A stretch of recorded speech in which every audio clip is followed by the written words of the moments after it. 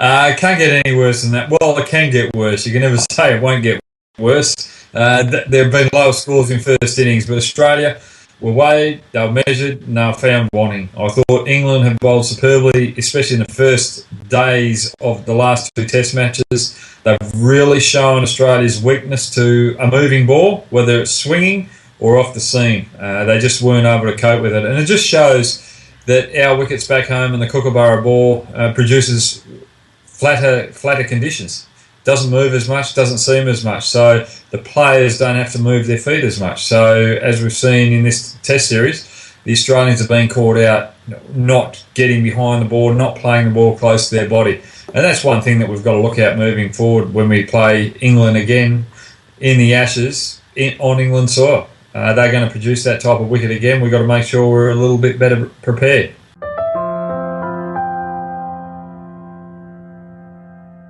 That's the way it's been, and things have got to change. And that's the good thing about the Australia A tournament that we're playing here with India A and South Africa A.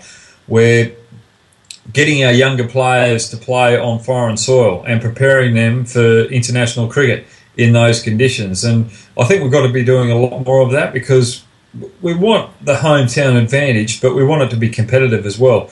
If we're going to have games which are finishing in 3 days very one-sided, it's not good for the viewer, not good for the spectator, and not good for the player. And it's not good for the competition and the future of the game.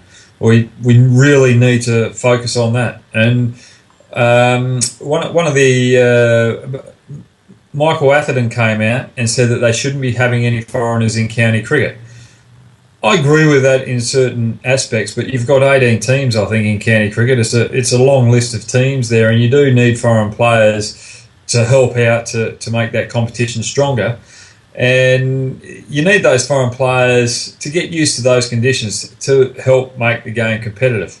And but I agree with him in a certain sense that you want that hometown advantage. You don't want to be giving too much of an advantage to the opposition, but you need to be just giving enough just so that the game pulls closer together and it's more competitive.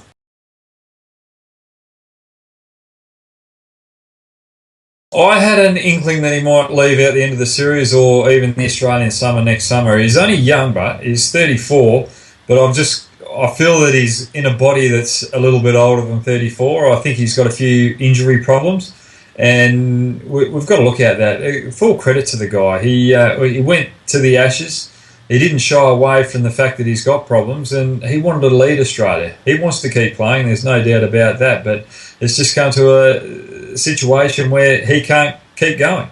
And he retired from one-day cricket to try and prolong his test career, and it's just not going to happen. And I feel sorry for him in that regard, but at the end of the day, you look back in his career, it's one of the best careers going around. His stats are unbelievable, and he is going to be remembered as a legend.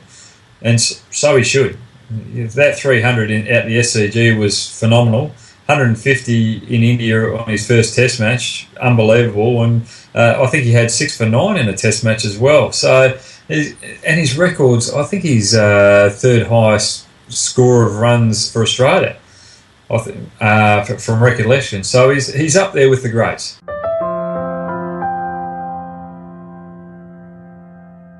Yeah, I think he is also thinking of Peter Siddle there too. I think the conditions really suited Peter Siddle in those last 2 test matches, and he said if they weren't going to play Peter Siddle might be not on their radar down the future. And yeah, times have got to move on. These players have always been talking about retiring over the last couple of months, and yeah, we've just got to move on with the times. And there's plenty of talent around Australian cricket, and I'm over here in India now watching the Australia A, and we've got Joe Burns, Callum Ferguson here.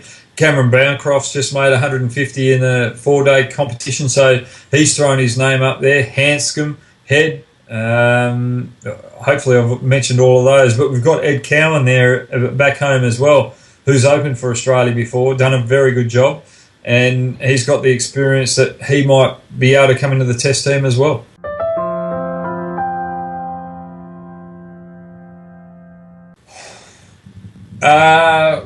I'm not sure. I really can't answer that, but I would have thought that they would have been more severe. Yeah, they would have been hard on him, and which is disappointing because they went over there, they had a game plan, it didn't work.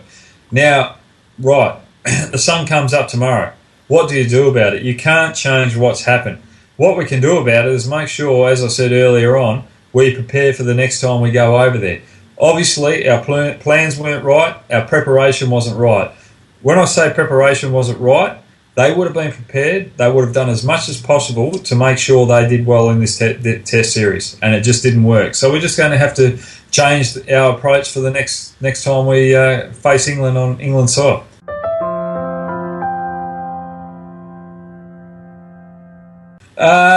No, that didn't make sense to me. I felt that they needed to play the fifth bowler, the fifth option.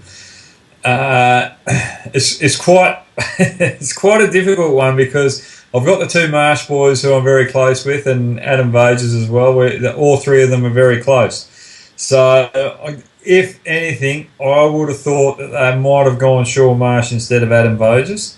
But I'm absolutely pleased that Adam Voges got another go, and he got 50 in that last innings because he's a quality player.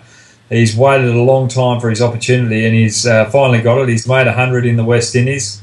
He hasn't had the tour that he's wanted to in England, but they've persisted with him. But I also feel sorry for Sean as well.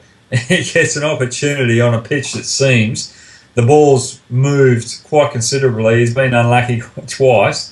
He probably could have left it. Everyone can say that he leaves it, but the ball's there. You play it out that time, and if it changes direction off the pitch, well, you can't really control that. So yeah, hard luck to him, and that's the nature of the beast. Blokes get their opportunities, and sometimes the conditions just aren't right, and that's their first or last opportunity. So hopefully it's not for these two, but yeah, we'll see what happens.